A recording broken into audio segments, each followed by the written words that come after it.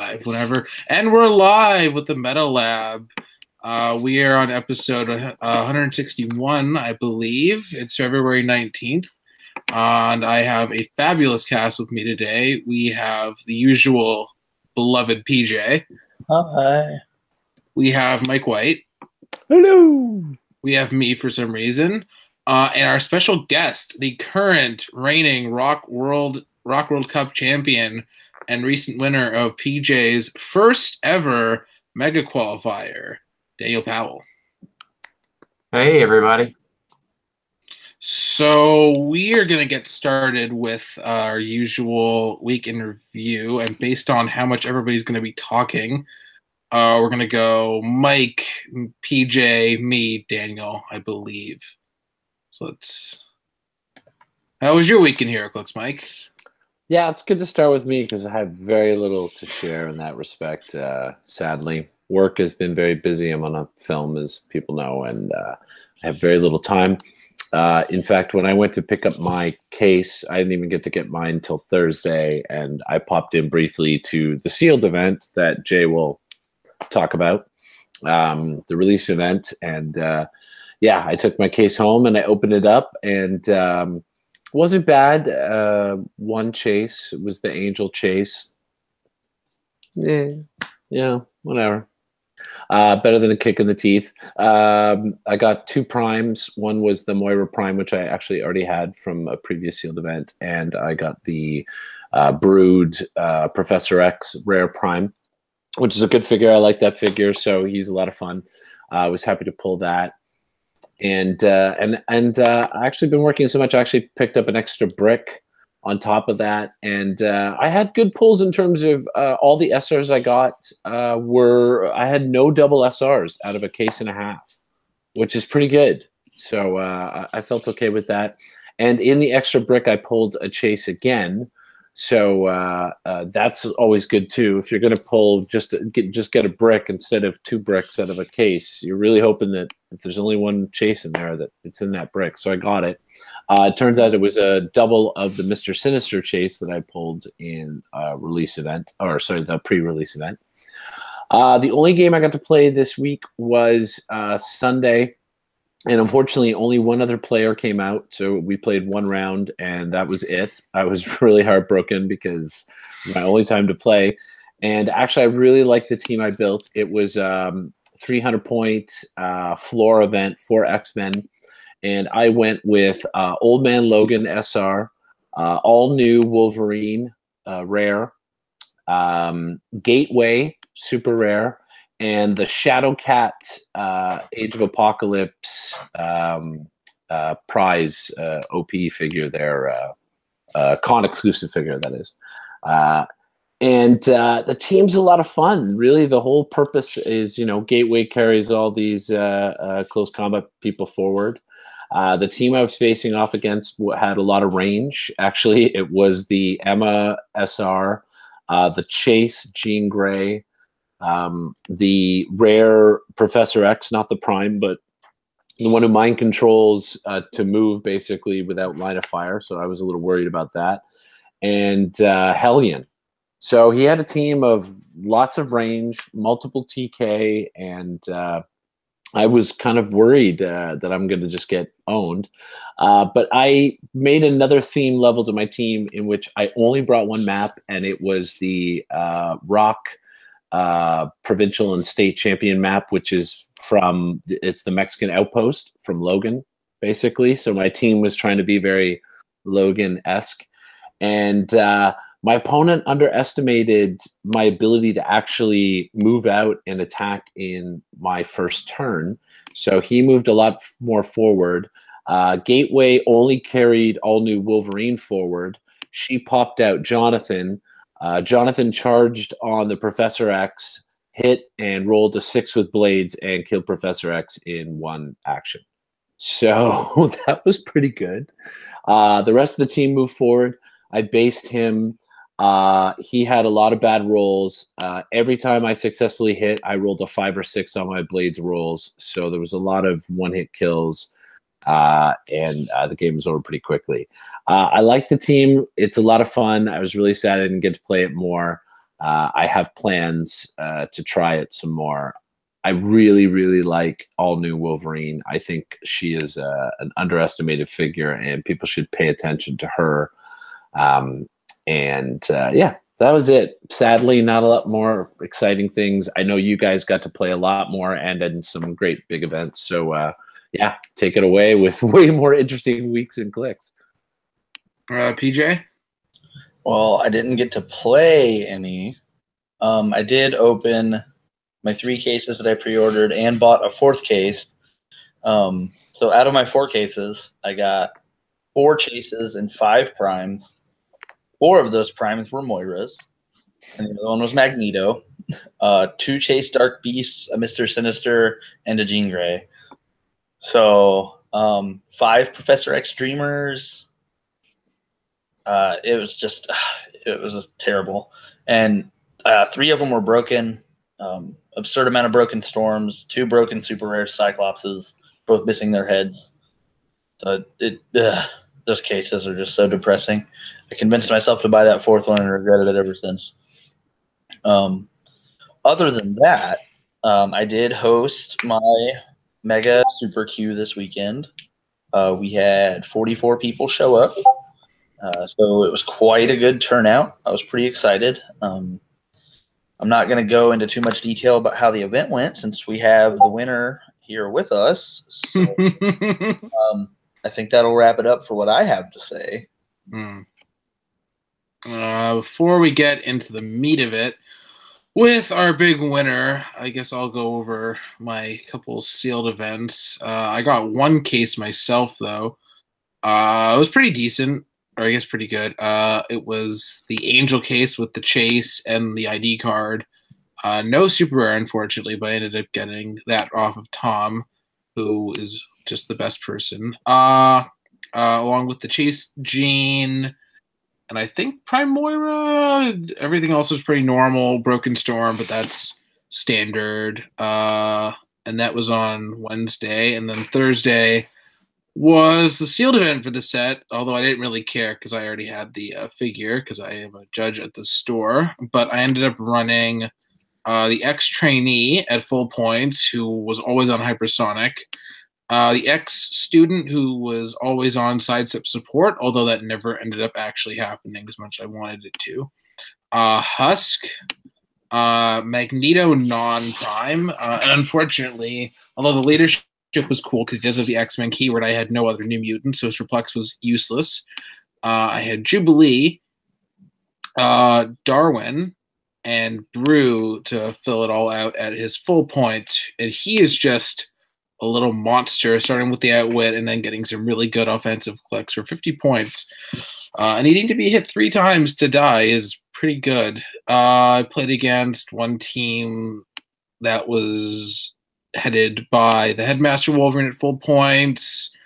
My opponent could not roll to save his life and seemed to be pretty inexperienced and unfortunately seemed to have clicked past the first stop click and just even then couldn't roll anything. So I beat him. I played against a Dark Beast and various other stuff and whatnot. And carrying is pretty rare in this set, so having a taxi that can actually attack good was very effective, and that beat me. And I played against Chase, Cyclops, and some other stuff, and I managed to win that one by basically having Brew just face everybody and be just the most annoying thing that you don't want to hit. And I ended up going 2-1 overall. It was fun. Good practice for the coming opens because pretty much all of our local opens are sealed.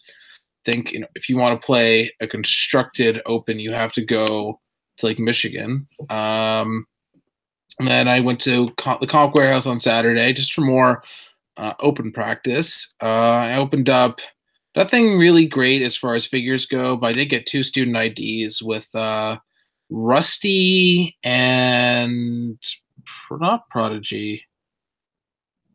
I don't know, some other one that isn't that great.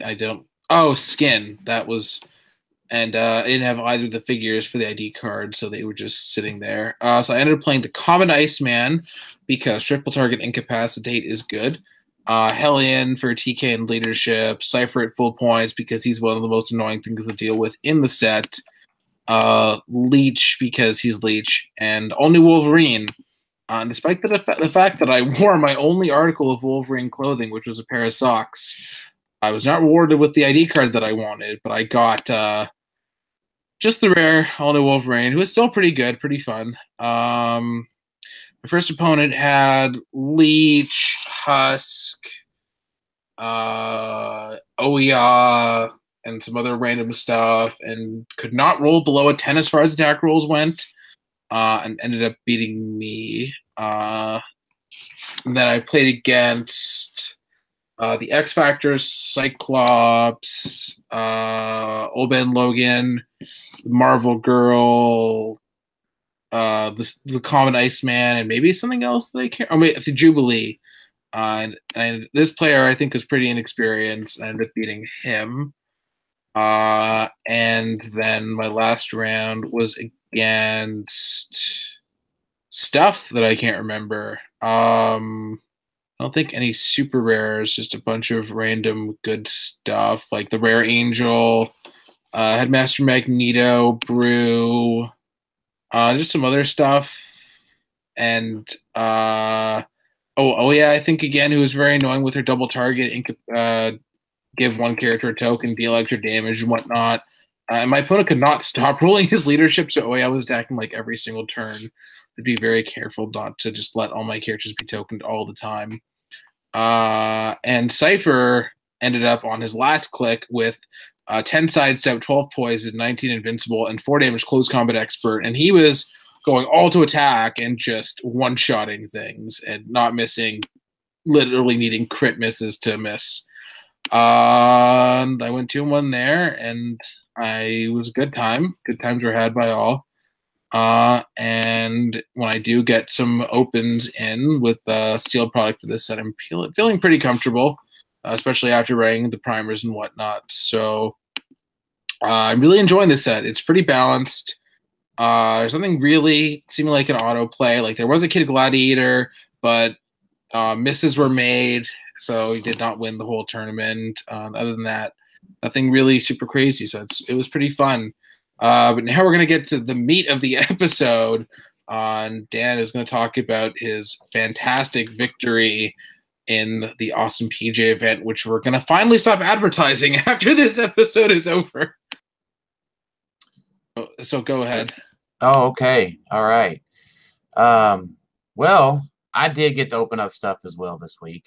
I can talk about that. I opened up 3.5 cases, 3 Mora primes, Dark Beast, an Angel, a Gene, a Cyclops, no Iceman or Mr. Sinister, no Wolverine ID either, no all new Wolverine ID either. So much like PJ, I had like 4 or 5 Broken Storms. Not terribly pleased about that. Thursday at Big Bang, where I play, we had 300 Modern practice to prep for our opens in March. So went 3-0 there. The guys were trying some new things. So yeah, it was fun. I did walked home with the Mr. Sinister LE and loved the new map that's coming out with the set too. But no, everything was leading up to Saturday. So I had a great time at PJ's event. Played 300-point Unimind with 5 Eternals, Copycat, and a Thunderstrike. I even brought a Copycat copy to the show with me today. So yeah, no, it was a great time. 5 rounds of Swiss for top 16. Went all 9 rounds undefeated. 2 roll-offs in the top 16. Got kind of lucky on those. But yeah, you want me to talk about what I played, Jay, or go into my matches? Yeah, if you could go over your team and then I guess go over your matches, tell us what your opponents played and whatnot, that'd be good. Okay, cool. I'll bring up my notes on that. So my team was 300-point Unimind, 5 Eternals, like I said. I did do a Majestics article on each of the intricate details of my team. But I had 5 Eternals. I played Cersei for her stealth and TK from the new set. Of course, being Rock Age, the big deal was I wanted to get some crazier figures on there. I played, also played TMNT, Makari for his hypersonic and his super senses, precision strike, prob, all that good stuff. I played Prime Thanosi. He was there for the running shot, pulse wave, and his trait, the Test Avengers trait. If I ever got popped, everybody loses their keywords, team abilities within range. I had 2 outwits on the pop out, which made it pretty crazy. If I ever was to get popped, the Unimind can't perplex himself anymore with his +2s. Unimind can be outwitted. That was really, I was prepping for that Unimind mirror, which didn't happen. Also played Guardians of the Galaxy Super Rare Mentor. Phasing, enhancement, leadership, outwit. And then I played Galactic Guardians Thanos, who had plasticity. And then his Indile with the 12 range, 12 attack, exploit, plasticity, can only be damaged from close. Was the big deal with that one. And then Copycat, right? We all know why I played Copycat. That was to take stuff from my opponent. And then the Thunderstrike was there just for the double heals off the stop click. It was super important in a couple of my matches that I didn't go to 6 damage, that I went to 5 when Unimind was on a second click before the stop click, so that I could heal back the top dial. Because if you just one-shot the figure, you don't knock them back. Which means you don't get to heal. Round 1 was versus George Masu, who was playing his +5 mystical theme team, Jakeem, LE Question, Shredder, Clone, 2 super rare Green Lanterns, and the Gamma Bomb and a Thunderstrike. Sadly for George, I beat his +5 map, and we went to the ROC Underground map, and I took his LE Question. George reverted the question. Reverted Copycat, I should say, by picking Regen. I KO'd the question, put a little pressure on George, point-wise. Gamma Bomb blew up, which was neat. We didn't have enough hindering markers on the ROC Underground map, so we just said, all the blocking is now hindering. So it was cool to like stand in the blocking, quote-unquote, stand in the blocking, which was hindering, which, you know, something crazy. 16 squares with the Gamma Bomb, right? Or 16 rows up the map. So George, I was able to pick stealth to prevent the outwits, perplexing, up my defense by 3, down his attack, that sort of thing, outranging George quite a bit. Got a couple of good lines of fire on Shredder Clone, and it was kind of went downhill from there. Round 2, I played against a good local guy, kid coming up actually on PJ's Phoenix Nest team there, Austin Lytle. He played a Sentinel theme team, Justin Seifert, Nimrod at 350, Bat Signal with the reprogramming ATA on there. I won map again, went to Crossfire Canyon, so I beat 2 theme teams without a theme team. I actually didn't take anything from Austin. I wanted to use Copycat, which she's criminally underrated for, which is a great support figure. Turn 1, I was able to take TK from Cersei. Copycat copies TK, gets my Thunderstrike on turn 1. Austin moves up.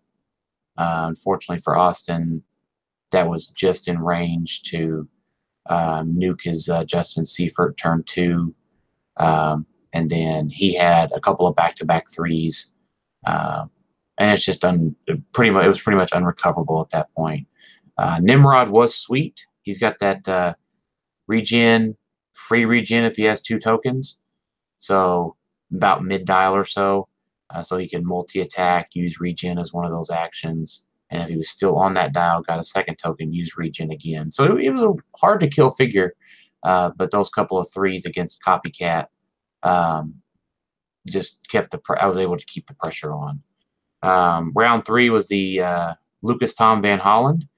He played a monster theme, Zombie Super Skrull, Goblin King, Dr. Frankenstein, Bizarro Arrow, Galactic Guardians, Mole Man, Cowgirl, Bat Signal, Mjolnir, Asgardian Shield.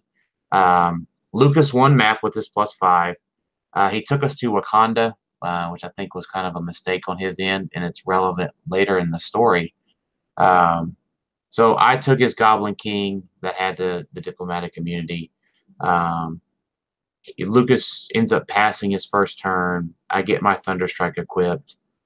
He reverts Copycat, KOs Copycat, but misses his mind control on Dr. Frankenstein to run out to the Bat Signal to recall Goblin King, which was pretty huge. Oddly enough, his dice rolls were pretty good. The rest of the game, he only took like maybe 2 or 3 clicks of scroll damage. Definitely MVP there was Dr. Frankenstein. Free support, perplex on monsters, pretty awesome. I was able to KO the Goblin King a turn later, which got the points getting closer. He made one misplay with the Mole Man and kept him away from Bizarro Arrow, so was able to nuke Mole Man. They did put a double token on me. He was able to get me down to my stop click and exploited me the next turn down to my last stop click. So Lucas was the closest one all day to get me to busting. Luckily, he had some soft targets in which I was able to knock back, steal energy, get back up. Eventually worked through the Cowgirl Pog, the Dr. Frankenstein, and get back up on points. Super Skrull was staying next to Bizarro Arrow, so I just multi-target pulse waved, knocking back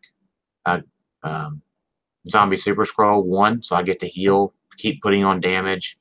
Bizarro Arrow has the non-pulse waveable toughness, so eventually just started shooting Bizarro Arrow after I was able to get my range advantage back and some of the timing advantage back on actions.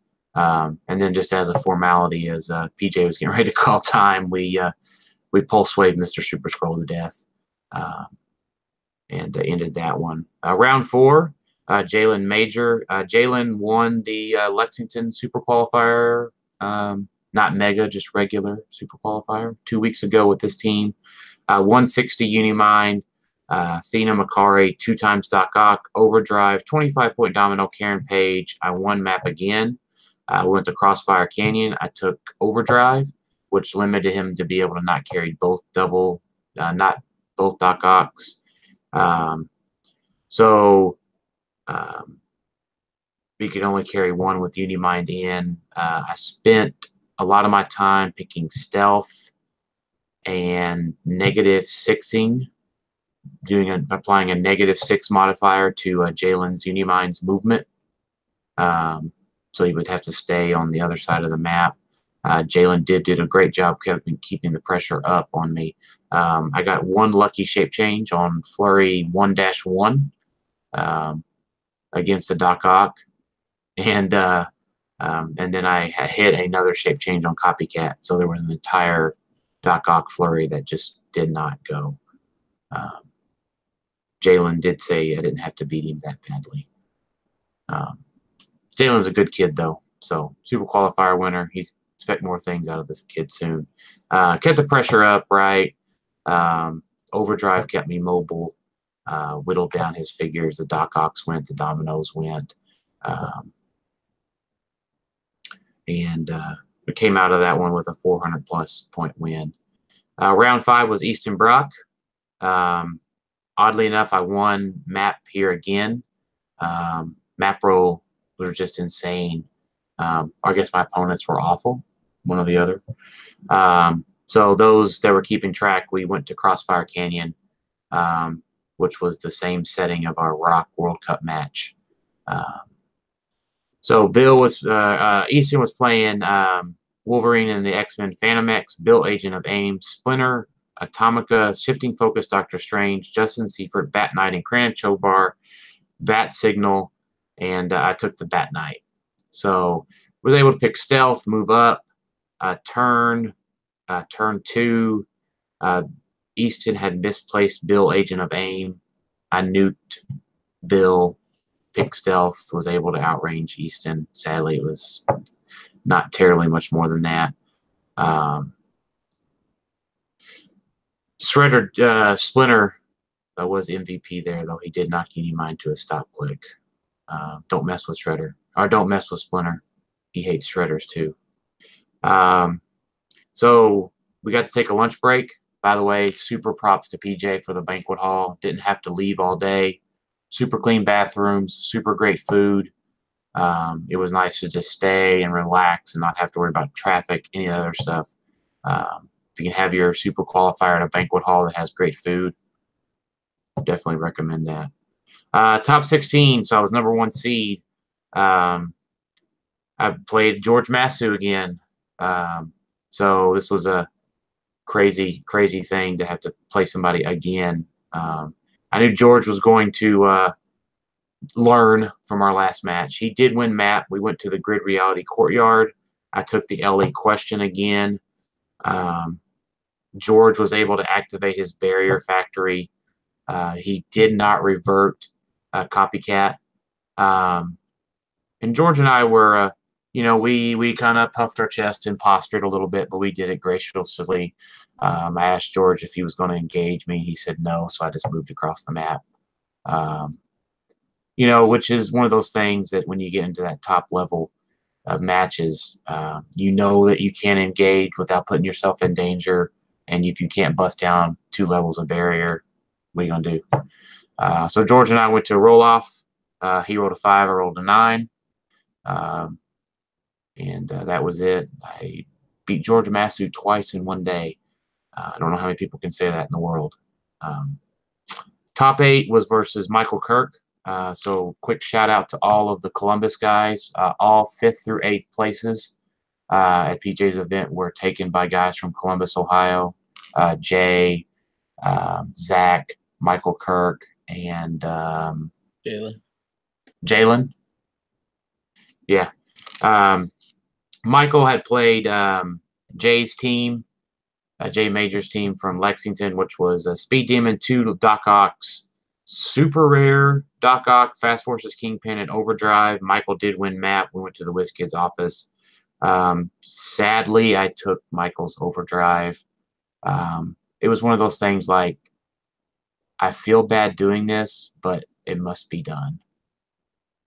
So pretty unnotable. Michael was a great guy, but I just one-shotted a figure at a time until they were all gone, and Overdrive would move me out of the way. So top 4 match, another rematch, Easton Brock. I won map again, took Bat Knight. Easton did a much better job of protecting Bill this time. He knocked me to my stop click after I nuked his shifting focus Strange. I healed up with a 5 off my stop click, got me back to top dial. Easton surrounded Bill, but being that we were on an outdoor map, I was able to TK Bat Knight up, and Bat Knight killed Bill. And there was he was able to try to attack Bat Knight with Phantom X. I rolled a KC out of it, and then he just missed the second time. Unimind nuked Phantom X, and he conceded from there. Finals match was against Lucas Tom Van Hollen. I don't know how many times it happens that you have 3 rematches in one day. But Lucas and I talked about it. If he won map, he was going to alternate burial on the underground map. And if I had copycatted something, I wouldn't have been able to get it back out. So we rolled for map. Lucas won map. We took it to a roll-off. I won the roll-off 5-4. So we didn't wear ourselves out with a 45-minute dance with no purpose in mind. So Lucas, of course, got my bye from being ROC Cup champ. So Lucas still took quite a bit out of the event. So he played really well all day also. So I got some final thoughts, Jay, if you want me to go over some of those, that'll be in my article. Or Yeah, and then I have some follow-up questions, but sure. Okay, sure. I'll just read through these pretty quick. Copycat. I was the only copycat and the only 300-point Unimind in the event. Not necessarily those two together. So I guess there's really not a fun foul in a competitive event, but we on my podcast, we talk about fun fouls. So I guess I definitely fun fouled. But Zombie Super Scroll, Dr. Frankenstein are absolutely terrifying combination. Free support, just awful. There was a ton of diverse teams. Props to all the guys that played the Alyosha Cravens, the Triple Tachyons, the Shredders with the Banshee. Ultimate Clayface with Enchantress, love that. My friend Nate with his Thrill Killer Robins, absolutely amazing. And I would end with Barrier is in contention for being the most powerful standard power next to Outwit in the current meta. Being locked out of a game is not pleasant. And thanks again to PJ for running a wonderful event. Yeah, if the Whiz Kids equivalent to the dungeon didn't exist, we might be having a different conversation. But given that both the ROC and Whiz Kids have that kind of map, yeah. Yeah, thanks, Star Trek. Stupid Star Trek. I had couple questions. If X-Men was legal for this event, would that have changed anything with your team? No. Nothing? Nope. Because I do remember listening to your podcast where you said that you weren't that big a fan of Darwin, etc. So, I mean, here's the thing: is that it's a May to pick powers. It's but don't have to pick a standard power with the Unimind at 300. In this particular format, I already have sidestep prob, and I think too, if I was really particularly worried about it, I can always copycat their Darwin. So in this particular format, no, I was not worried about it. You know, it depends on map. It depends on what else the team has. But no, I don't think I would have changed anything really. And of course, I can always just pick a power and take one unavoidable and nuke something as well.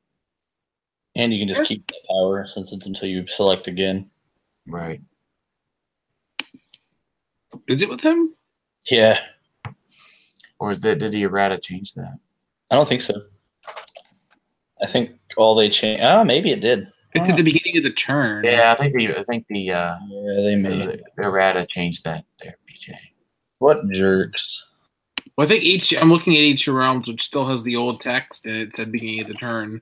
I don't remember them changing that. If anything, they just took away text. So. Yeah. Yeah. No. It says Unimind can use that power until it chooses again.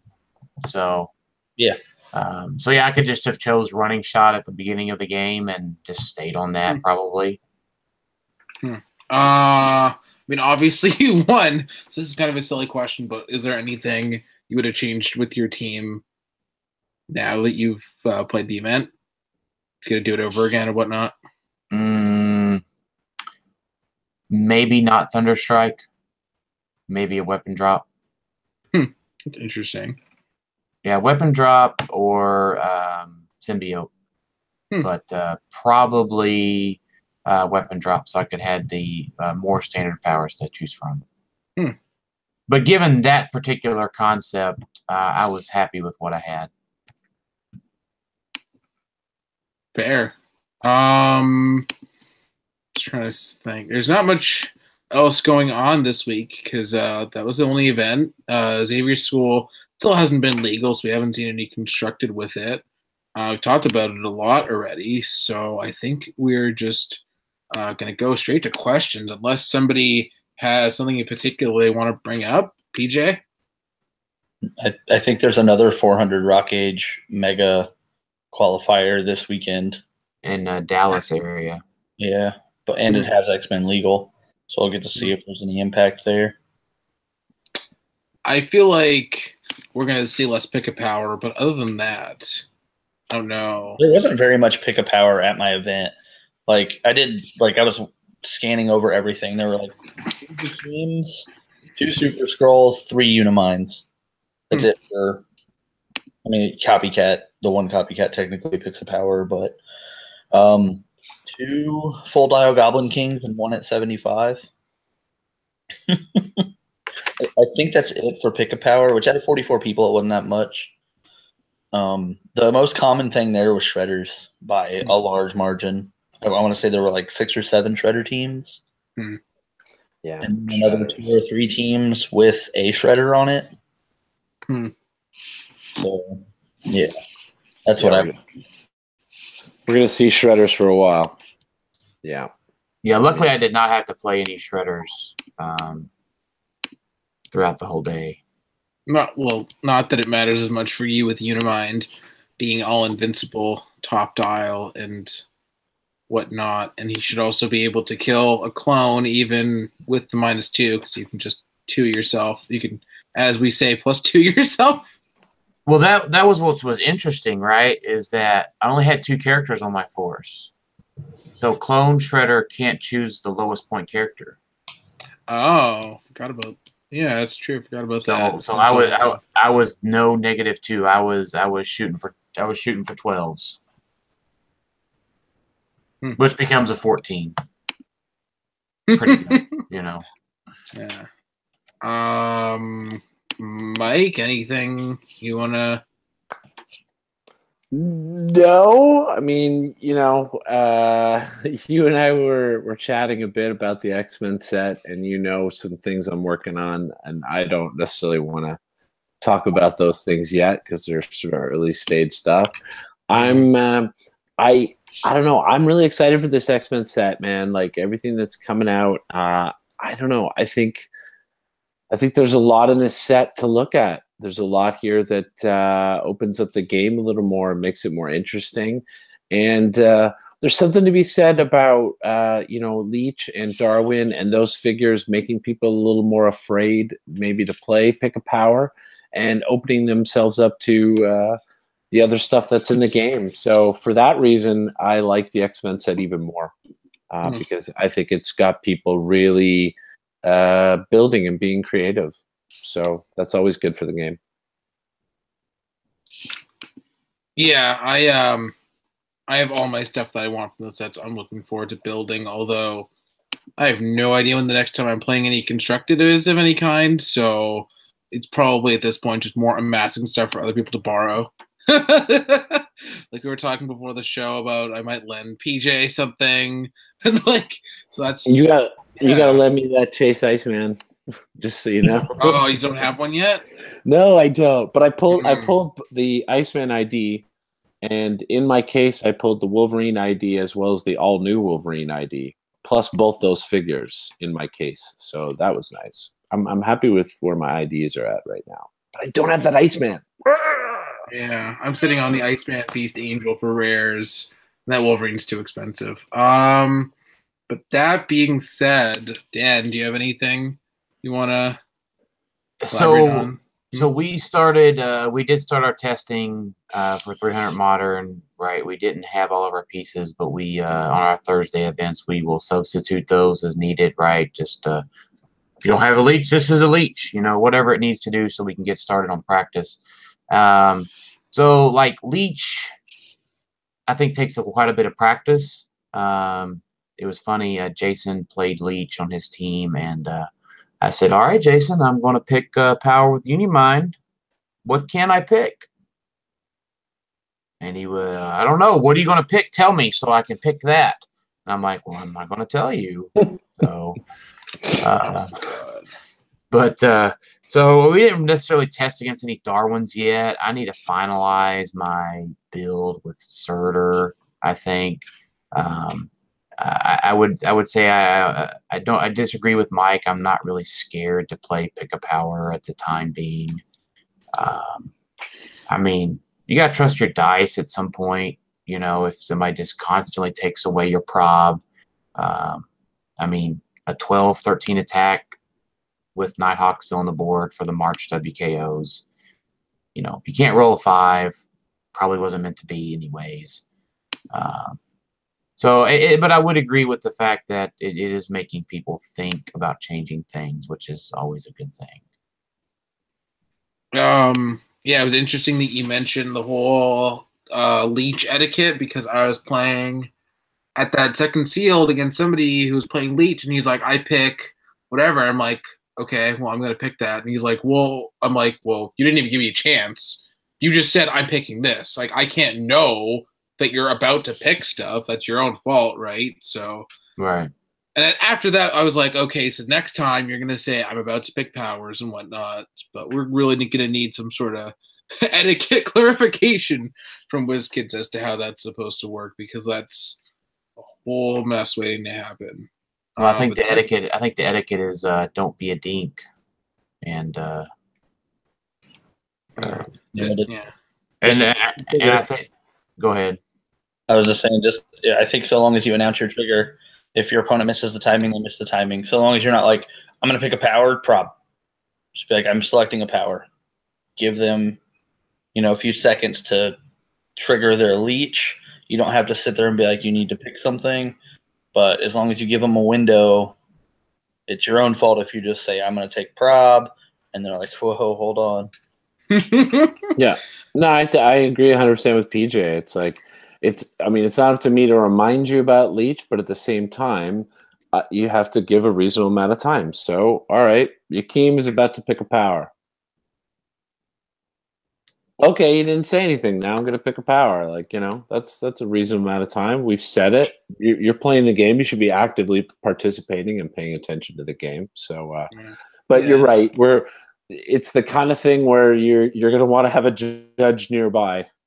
I think if you're playing leech on your team, you may want to sort of say to the judge, hey, by the way, do you think you could stay within earshot of this game? Because let's just avoid, unfortunately, bad blood. Yeah. Reminds me of that. I'm going to be judging at an open with sealed for the set. But I did have a couple thoughts. One being, I think it would be really funny if somebody intentionally threw their opponent off by like saying they were going to pick, let's say, prob, when they knew they really didn't want to pick prob. So you get your opponent to choose prob, and then you pick something you really want to. Dan is nodding vigorously. Well, I kind of wish you hadn't said that, because that actually is part of my plan for the WKO.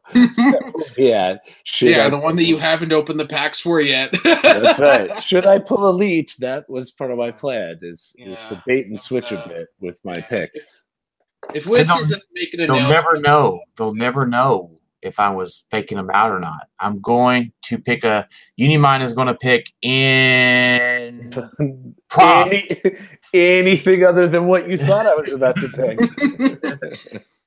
Yeah, if there's no etiquette or whatever answer, I'm just going to announce it. Like, as far as I'm concerned, it's basically like shape change at that point. Like, you can't just be like, I pick this, and you say, oh, well, you didn't get to do it. But it was funny because the one time this came up for me, my opponent was also playing a leech. So it's not like he didn't know what I had. Like, he had the exact same figure. So yeah, you gotta pay attention. I'm not sure if you should be saying you have leech, but you should be saying probably something to give them that impression that you're about to pick a power. I'm not quite sure. But that's been out now for a couple days, so hopefully we see something, or I'll have to talk to the very illustrious Barnstable and see what he says. I think like Unimind picking on your opponent's turn, it's your responsibility as the turn player to give your opponent the opportunity to activate a trigger. So I think he's going to follow along with the same thing. Yeah, I mean, it's just like shape change. You go to target a person and they've got shape change. You got to give them the moment to say, all right, I'm going to roll my shape change. You don't give them years, and you don't necessarily tell them. Though personally, I tell my opponent. I mean, I'm not trying to win games by tricking my opponent and avoiding those things. I mean, that's the whole point. Is especially at that caliber of play, everybody knows the game and knows the rules. And you're not trying to win because your opponent forgot things. You're winning because you outthought your opponent. Your dice played better. That's how winners win this game. They don't win by tricking people. Yeah, that's how I feel about it. That shape change should have been outwitted already anyways. Yeah. I was going to say, the people that are good at this game don't need to win by doing any sort of underhanded tactics like that. Like, you're not going to see somebody that's actually good doing that. Really, like, I've never seen it. Like, I would never see like Pat do like something like that because he doesn't need to. He's good. But I'm probably going to be doing something similar to shape change. Like, when I will usually say you may roll your shape change because it is optional. I don't like to tell my opponent roll shape change because it is technically optional. That would be incorrect information or misleading my opponent. But either way, you got to be nice. I mean, but if my opponent's got a guy and he's got shape change on the map, he's going to want to roll his shape change. I know he's got it. He should know he's got it. I don't want to win because he forgot to roll it. Right. I'd rather win because he missed it and I figured it out. Or like Daniel said, I was smart enough to outwit it in the first place so that I didn't even give my opponent the opportunity to make that die roll. I mean, and that's kind of what it comes down to, right? Leech does have that outwit, so you should be outwitting some good powers first. Yeah, especially because he's going to get to outwit more than once, right? Like, outwit-a-thon with that Leech. Yeah. But that being said, we're going to go into the questions. We're going to start with Facebook, but I'm going to just quickly say last call for questions on the YouTube live chat. People get their chance. So Facebook, I'm just going to go in order of how it's presented. I know people post first, but I'm not going to keep track. So our first question is John Hilton. It may be pretty niche at the moment, but what do you guys think of OP Kit White Queen as a call-in to make bystanders? I used it with Godlex this past weekend, and it worked great. I could see it working similarly with Killing Joke Joker as mastermind fodder and body blockers. I'm going to go first because I actually this ties into stuff I've been doing because I was working on some ROC articles, including one about the new X-Men IDs and some older stuff like you can call in, including this very White Queen, because we've already seen, pop out one bystander. That's pretty good. But 5 of them, it's a good thing to do. Just general 5 psychic blasters. Just a couple, have more bodies on the board to do stuff. Like, yeah, shredders exist, but if you can use them to tie down your opponent and not have them shred the stuff that's really important, yeah, it's pretty good. And she's also I don't see somebody killing her in one shot outside of a ridiculous Green Arrow nonsense thing. But how do you feel about this OP Kit White Queen, Dan? Does the Emma Frost card have alternate ID White Queen? Yes, it does. No, I was just looking at realms. I haven't updated on there. Yeah, and she's still modern too, right? Or did she retire last year? I think she's still modern, but she's gonna rotate. Yep, Yeah, I just wrote my Majestics article for all these IDs, so she's definitely modern. Yeah, nice. Wait, you also have Majestic? What's your article on? Every ID in the set for Modern Age. Oh, okay, because I did ROC Age, so we're fine. We're not stepping on each other's toes. Yeah. So I like her. I've fought against her before, and she's just super hard to kill with that mid-dial old school stop click. She's not very offensive, so that kind of bothers me too. I like for all of my IDs to be offensive, but yeah, she's got that nice mind control. I dig it. 5 attackers are better than nothing. Mike? Yeah, I mean, what else could I say? It's a great idea. Sure, why not? Call her out. Here's 5 more bystanders, more attackers that you don't care about dying. Especially too if you've got her on a team where you've got the teleporter and those bystanders come out and they die and they help move the teleporter along. All of that sounds like a good idea. I hadn't personally looked at it yet, but good idea. Sounds like a great call-in for that card. PJ? I'll start by saying it's probably the best Emma Frost call-in. So, but that being said, I'm not a big fan of it just because it's 122 points. But Like, so you're only calling it in with very particular sets just to get 5 bystanders. I do like it with, like what was mentioned with Chair Joker. I think that's going to be your best use of it is Mastermind Fodder, because like Pogs don't have sidestep, or I mean, penetrating Psychic Blast and Super Senses is fine for free, but I'm not going to foresee her seeing a bunch of play, but I wouldn't be surprised if it popped up here and there.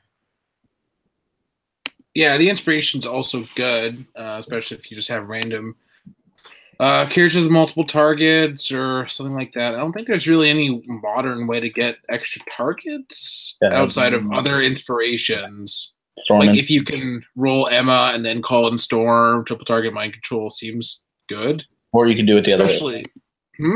Or you could do it the other way around. Roll Storm and call in Emma. Either way. Yeah. Like, I would love, you said Chair Joker, I would love to triple target mind control with Chair Joker, ignoring characters 1 to fire, and then double token all the characters hit with the mind control. That just seems good. And then move them all adjacent to you and poison. Oh, that's good. That's really good. Next question. Tyler Murin. Hey there, gents. As always, glad to see another show. Congrats, Dan, on the win and keeping up with trends. Time for another figure opinion.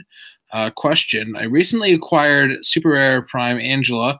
However, to my surprise, no one really seems interested in her. She seems good with the ability to make a close attack, and I know with the nerf to Mystic's team ability, it kind of hurts her one trait, but she doesn't look like that terrible, or she just outclassed for the points, and possibly by her non-prime variant that spawns warrior souls upon non-bystanders being KO'd. Thoughts? Just before anybody comments, she came out with the new rules, so she never had old Mystics, so that's good to keep in mind. Like, there was never, oh, she has awesome Mystics, now she has regular. It was like she came out with the new rules, so those were simultaneous. Mike? I mean, she's an interesting figure. It's just I've always looked at her as just being kind of awkward to play in a 300-point build. There's a lot of points invested in her to accomplish those things. I had pulled her in our sealed team sealed when we were in Atlanta, and she played not bad in that format, but she's I just always feel like I've put all these points into her. She's just a giant target, and it makes her very difficult to actually pull off her trait. So I remember KOing that Angela of yours, Mike. Yeah. Yeah. Thanks. That was a tough one. Yours was you had the Makari and the Athena, right? Yeah, Makari and Athena and the Valkyrie. Yeah. Small Valkyries, yeah. So a lot of chasing you around at the end there, unsuccessfully on my part. Yeah, I just think that it's a charge top dial. Yeah, she's just a big target. That's how she ends up playing. She's just too big a target. Yeah, I mean, I think it was closer to like Bebop and Rocksteady with like a running shot, and then can shoot out of adjacency, so I can run into a horde.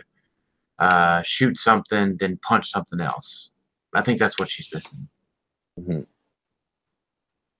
Yeah. Anything else besides that, Dan? No. PJ? Yep. That's pretty much it. But like, if her damage power let her charge repeatedly, I would like it. Or maybe if she had an actual attack or damage power, like built into anything, might be better, but those are essentially blank. Like, her attack power, why isn't that a trait? Like, give her like precision strike and make that a trait. But I don't know. I'm not a big fan of her. I think she requires way too much to make her work. Maybe if she had hypersonic, maybe if she had an ID, like, there's a bunch of ifs, but as is, I wouldn't recommend trying to play her. Yeah. On top of all that, she's one of those primes that, like, I can see why the designer would think this is primey, but like, I don't see myself wanting to use my prime slot for this. I played her in casual. because I like the Guardians of the Galaxy. And even then, I really had to force her trait. Like, it did not happen in a casual, like, local tournament level. The charge range is good. The range itself is and you need to perplex it per attack at that point. And it's just all too much. Like, I want to like her more, but there's just not, she doesn't do enough. Just having, like, basically no attack damage, penetrating, nothing like that. She's not at all bad. She's just not really at the level of competitive. Unfortunately, she is fun, and I need to play her more. But as is, there's just not. She doesn't do anything competitive. The numbers are decent, but she would need to be like way cheaper to be competitively viable. Especially now that Jakeem should be taking a bit of a hit with the pick of power counters. Nighthawk about to retire. Peggy isn't good anymore, about to retire. So, yeah, she just need to be like way undercosted for what she would have to in order to show up. Chris Stockhouse, who is our awesome Stamp fan, has asked, Happy President's Day. Does Canada have a Prime Minister's Day? No, we do not, as far as I know. Glad to see I made top 16 in Kokomo and had a crit miss in the final round. Keep me from KOing Zach's Banshee to get me into the top 8. As big a Lord of the Rings fan that I am, I would have loved to play some of those pieces played on Saturday, but without the use of epic actions, most of them don't do enough on their own to be competitive enough to see play. What does the Meta Lab and Dan think about allowing epic actions for 400-point ROC events, which is banning Arwen? There are a lot of neat things the other epic actions can do that aren't just as stupid good as Arwen is, even post-errata. Oh, I don't even know who here besides me would be able to answer the question. I know Mike is a definite no. Yeah, no. That's a given. We know how I feel about those. No. Dan? No epic actions. Because why? They're stupid. They're not designed to they're not designed for regular play. There's also some stupid, crazy, broken ones. And I'm trying to find it here. It's one of the other Lord of the Ring ones. And he's super cheap. Are you thinking of Aragorn with the placement? Yeah, like he repositioned your entire team, basically. Yeah, no, it's one that's cheaper that recalls everybody from across the map. Oh, Theodred, who put everybody in the starting area. Yeah, so I mean, it's like a bat signal without having the placement. The problem is that Arwen's. I know he mentioned banning Arwen. Arwen's errata is no longer published, so that's also bad. But it's just not designed to work with a standard Heroclix game. To me, the Yu-Gi-Oh pieces are already borderline close. I mean, traps and spells are banned. So I just don't think it's designed to work with the rest of the sets. There's something else broken in there that people just would find instantly, and it would be a bad day. Yeah, just for clarity, because this is not as well known of a figure, it's the Theoden, 50 points from one of the Lord of the Rings sets. His epic is once per game, give him an epic action, place Theoden and up to one friendly character per 150 points of the game's build total in your starting area. So that's himself, 2 other characters at least in a 400-point game, which is, yeah, he's pretty cheap for what he can do. Yeah, I mean, that guy's got leadership, ruler, soldier. So you're talking about, Theoden and something else with the ruler keyword, flinging out a full-point Goblin King, him doing 5 damage with a flurry, 10 damage, and then just yoinking him back. And then leadershiping Goblin King on top of that. So you could do that with a bat signal, but it's just that's really not designed to work with regular Heroclix characters. It's you could also do soldier, Jason of Sparta, him. It's just the ultimate offensive defensive kind of strategy. Just go up, you're safe. Make an attack, back to the starting area, you're up on points, you're in the starting area. It's red all over again. Or essentially attacking from the starting area. PJ, any thoughts? Just to add a little bit to that, it like Shatterstar strats with that. Oh my god! Silly. So you just jump over, do as much as you can, and then just voot back and then barrier up. I win. But yeah, no, you can't allow epic actions. Again, just to echo, they're not designed to be played with anything else. That's why spells and traps aren't allowed. So that's why we're going to maintain. I would assume that epic actions wouldn't be allowed either. So, yeah, these sets were automatically gold non-release. These were not intended for competitive or for modern. So just yeah, you can't really. I'm all for having as much Lord of the Rings stuff as possible. There's a lot of good stuff, or there's some good stuff there. But there's just too many ridiculous epic actions, like this one that I mentioned before. Give Aragorn an epic action and choose up to one adjacent friendly character for each 200 points of the game's build total. Place Aragorn adjacent to any friendly character within 10 squares, and then place the chosen friendly characters adjacent to him. And he is 84 points. He has a special power with leadership, and he gives adjacent friendly characters willpower and just being able to essentially triple TK, or I guess double TK with 10 squares. It's nutty. It's not supposed to work with the rest of the game. We just can't really let it happen. Yeah, I mean, like I said, it's the Yu-Gi-Oh pieces are borderline. I mean, you're talking about like for Pat's event, which is the full Rock Age with tactics. I mean, Morphing Jar's banned. PJ saw some Morphing Jar. There's just some powers and abilities that are not cohesive with regular Heroclix, like a Morphing Jar rare Magneto from Wolverine and the X-Men. I know it's kind of very different, moving out from the epic action thing, but I think it's a way to keep the golden age balanced with the regular Heroclix. Yeah. Mike, you sure don't have any thoughts about this? Yeah.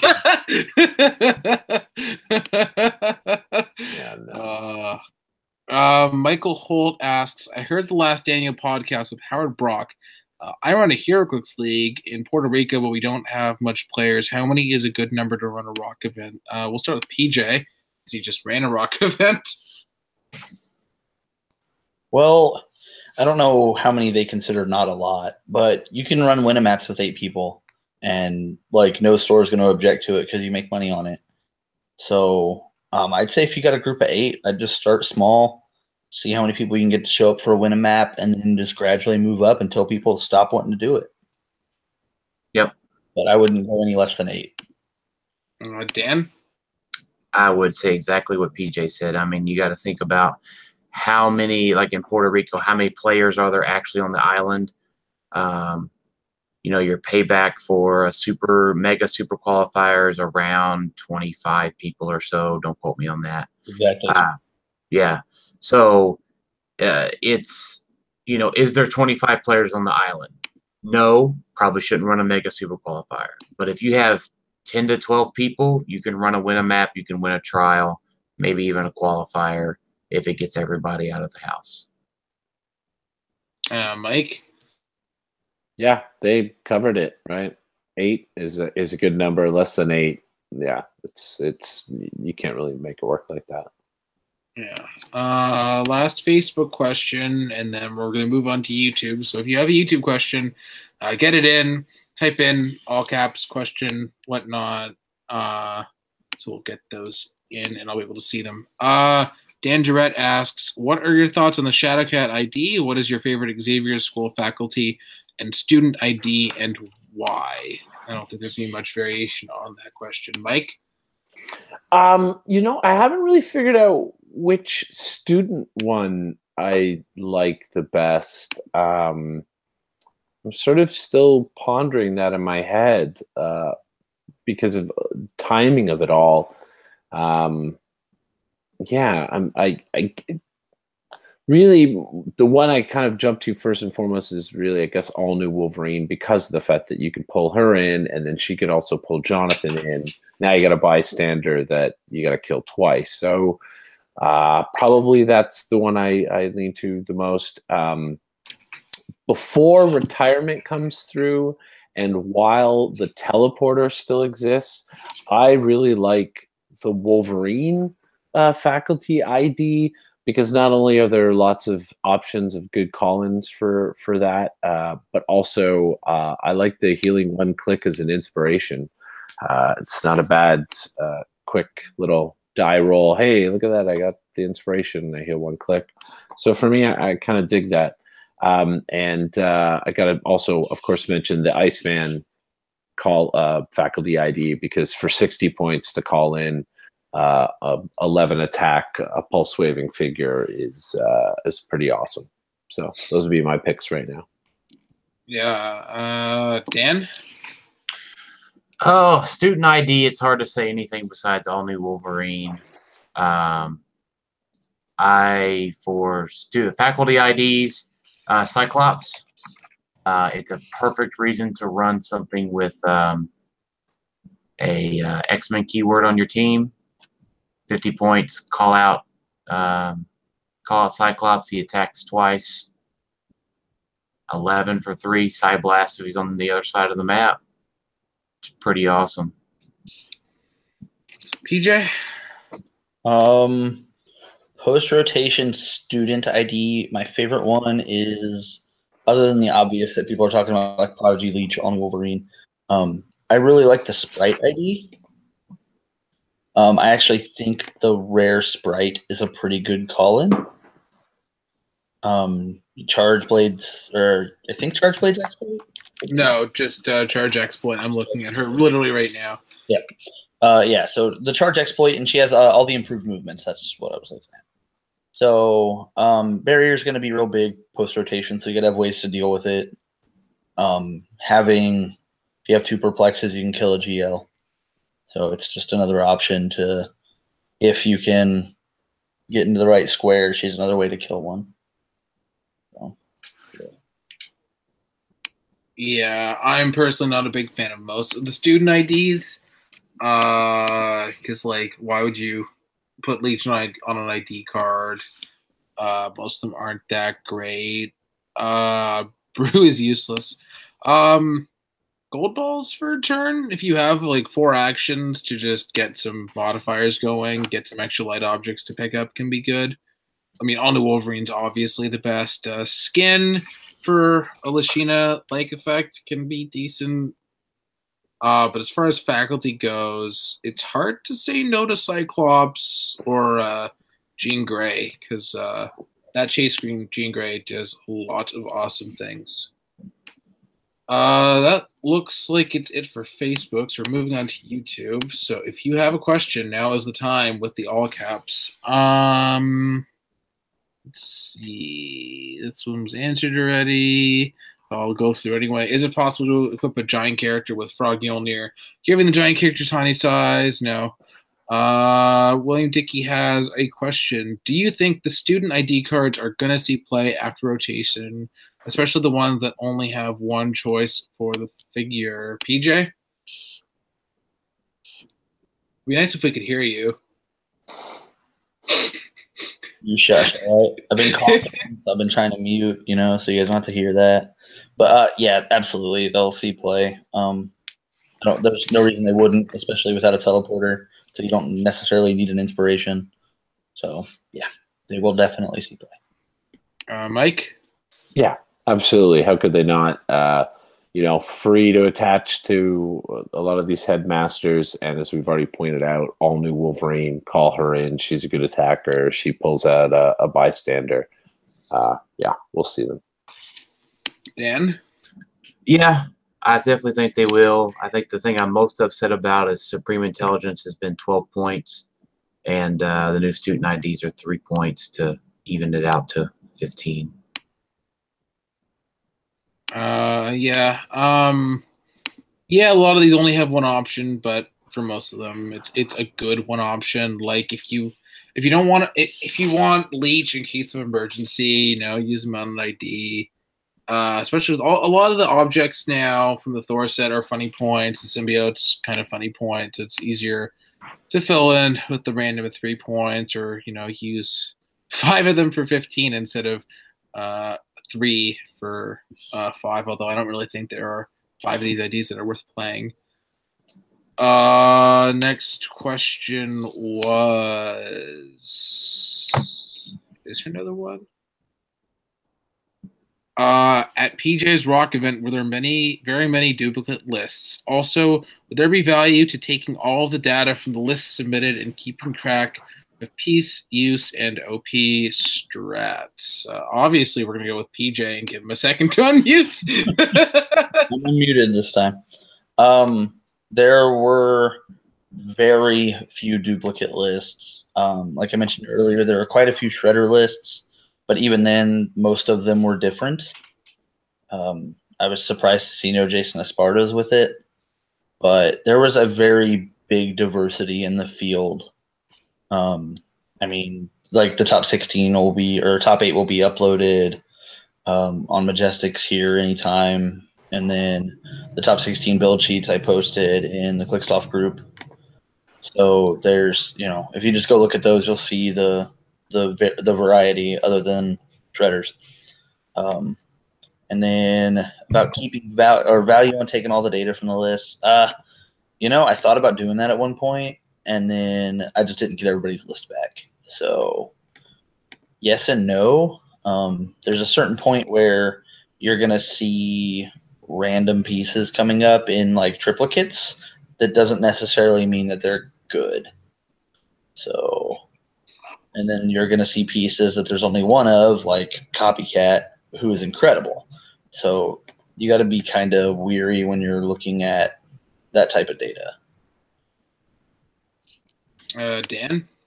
No, I think PJ hit it on the nose. Plus that kind of thing takes a lot of time, and people don't have the best handwriting when they fill out their build sheets.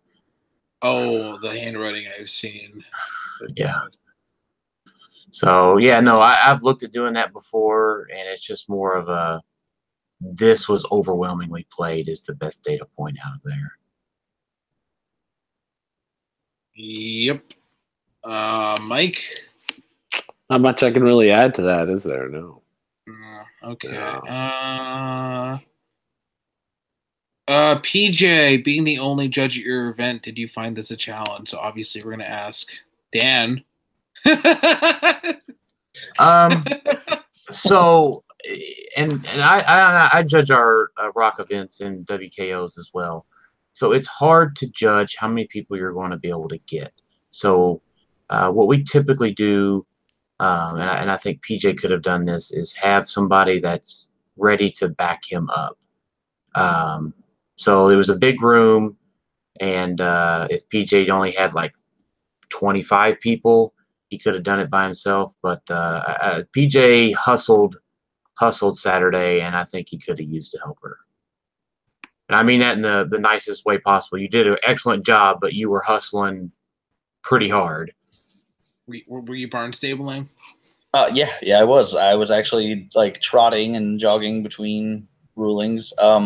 I did have a little help. I had my sister-in-law there that was like collecting match slips and doing the scorekeeping part. Without her there would have been no way, I don't think, to do that by myself. It just would have been too much. And especially with the win logging us out every time we hit save. So if we didn't log out and log back in before putting in any results, it would delete all the results anyway. So it became really kind of painstaking. There were significantly less questions than I thought there would be. There was only like one that was kind of perplexing, and that was in one of Dan and Lucas's games. But most of the questions on the day were about plasticity and how it works, and then about sloth, because there was one guy playing sloth, and every one of his opponents were like, "I don't understand." So, other than that, I don't know. I would probably get a helper again. I didn't. I normally have a backup with Shane, but he did not feel comfortable judging a Rock Age event because he didn't know that he would be making the right calls and felt like he'd just be coming to get me for everything anyway. So, yeah. Yeah, all the data you have to put in and keeping track of all the questions, especially when there's more than one at once. Yeah. Even at events with, like, we've had 20 people at an open, and even then you want somebody to do all the data you want at least one or more judges at any one time. Like I've had events where only 20 people where both judges were called at the same time. So ideally, you want as many as possible, but within reason. I mean, like I had questions for PJ that I should have known, right? But it's one of those things like you get into a game. I'm not in a judge mindset when I'm playing. I'm in a playing mindset. So I was asking questions to PJ that on the flip side, I'd be like, well, yeah, PJ, you should know that. And PJ was like, well, yeah, Dan, you should know that. And I'm like, I'm freaking out, man. Because you're in the middle, you're in the middle of the game. So yeah, I agree 100% there. When I'm playing, the rules part of the brain does not work as well, or I'm just second guessing. Want to double check with the judge. Like, I've asked questions that if people saw me ask, they'd be like, "What? Do you know how to play this game?" and honestly, that's what a lot of it was. Just a lot of people just looking for verification. Like both of them were pretty sure it worked the way they thought. They're like, Judge, does this work like this?" I just be like, yeah, it does." Like, okay, thanks. So yeah, I like those. Those are good ones. Yeah, for people that don't judge, it's like, when you're trying to strategize and whatnot, that's different than watching games and knowing the rules. Like those are two entirely different functions, I guess you could say. I think that's it. So we get to thank our wonderful, fabulous sponsors. We are brought to you in part by etcrealms.com, your one-stop source for everything Heroclix. Keep track of your collection units, keep up with the conversation in the forums, check out the shop, and you can use the code MARRIED for 10% off your order and to support the channel. I'm a regular contributor there. Articles every Tuesday, either the rules recaps for the rules forum questions or more casual generic reviews, as well as you can look for the sealed primers, which can be important, like how we're going to have opens that are going to be sealed. We're also sponsored by MajesticCCG.com. Check out their eBay store and the online store, and you can check out the premium site, MajesticCCG.com, MajesticCCG.com /Apex-Insiders. They have lots of great articles from great minds in Heroclix. PJ's a regular contributor, and I'm a contributor regularly. Dan just started as a writer. That guy. Thumbs up for the camera because you're new. You're a writer. Other great players post stuff all the time. Pat, Easton, Adam Friedman, George, all sorts of great writers. And finally, we're supported by the ROC, which have their new website up at roc.ionsweek.com. If you want to host a ROC, they have all the information you need. They have their own forum. That's where you keep track of the points you've won. You can keep up with the news there, and they have a section for tracking all the podcasts, including ours. So that's it for this week's show. Thanks for watching live, asking questions, and contributing, or if you're watching the archives, thank you as well. And as we're signing off, always remember, practice makes your team better. Thanks, and have a great night.